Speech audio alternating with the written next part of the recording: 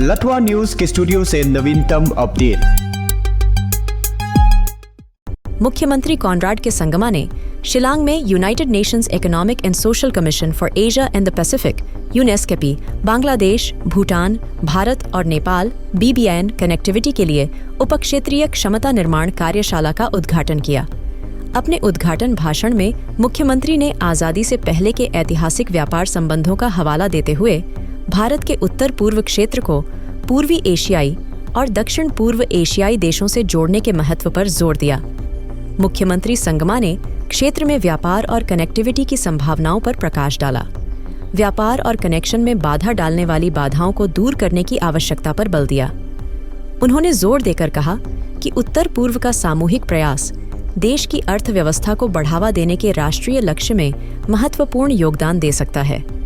संगमा ने विभिन्न क्षेत्रों के लिए विशिष्ट रणनीतियों पर जोर देते हुए एक्ट ईस्ट नीति के लिए एक क्षेत्रीय दृष्टिकोण की वकालत की।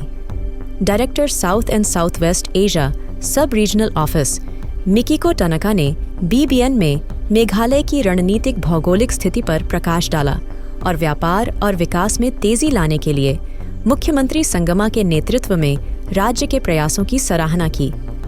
कार्यशाला ESCAP के अनिवार्य कार्यक्रम का हिस्सा है, जिसका उद्देश्य एशिया प्रशांत क्षेत्र में सीमा पार कनेक्टिविटी में सुधार का समर्थन करना है। उद्घाटन सत्र में मेघालय सरकार के योजना, निवेश संवर्धन और सतत विकास विभाग के आयुक्त और सचिव की भी भागीदारी देखी गई, जिन्होंने स्वागत भाषण दिया। मुख्यमंत्री संगमा ने आशा व्यक्त की कि कार्यशाला क्षेत्रीय कनेक्टिविटी और सहयोग को बढ़ावा देने में एक परिवर्तनकारी अभ्यास की शुरुआत का प्रतीक है। Next time then we decided that we should go to, I thought that we should then take a trip to Bhutan, where all the chief ministers go together, maybe headed by the Ministry of External Affairs and others, or donor, or whoever. So I think these kind of interactions will allow us to, as I said, resolve these small issues and we can really change things. We were looking at some numbers, that even if you were to tweak these small things, we would be able to see for Meghalaya alone, almost close to 30 to 40% increase in our trade. Just small things like technology. Now we're not being able to do online transactions. No, towers being there.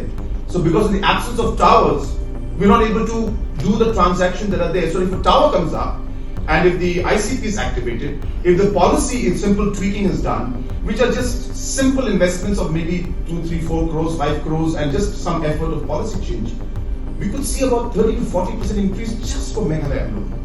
Now imagine doing this for the entire Northeast and getting all the BBIN, partners and members together to do this. This is what we are trying to do.